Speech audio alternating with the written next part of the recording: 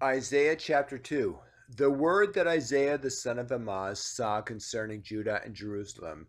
And it shall come to pass in the last days that the mountain of the Lord's house shall be established in the top of the mountains, and shall be exalted above the hills, and all nations shall flow unto it. And many people shall go and say, Come ye, and let us go up to the mountain of the Lord, to the house of God of Jacob, and he will teach us of his ways, and we will walk in his paths.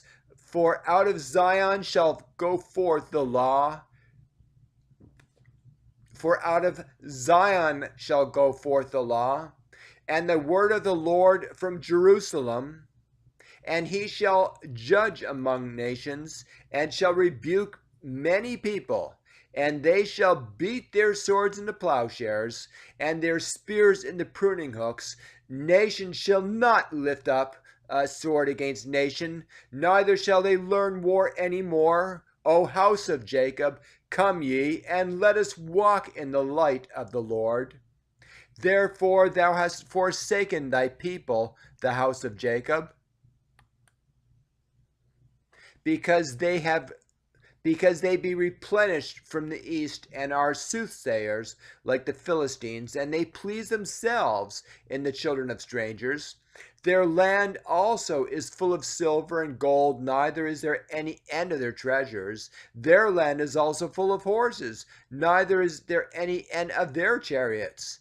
Their land is full of idols. They worship the work of their own hands, that which their own fingers have made. And the mean man boweth down, and the great man humbleth himself. Therefore forgive them not.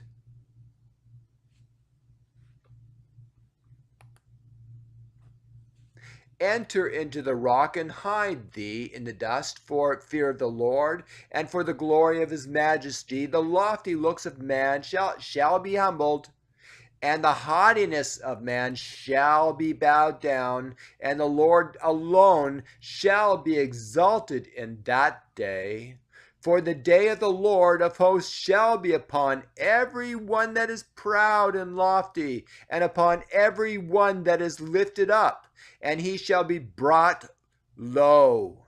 And upon all the cedars of Lebanon that are high and lifted up, and upon all the oaks of Bashan, and upon all the high mountains, and upon all the hills that are lifted up, and upon every high tower, and upon every fenced wall, and upon all the ships of Tarshish, and upon all pleasant pictures, and upon the loftiness of man shall be bowed down, and the haughtiness of man shall be made low.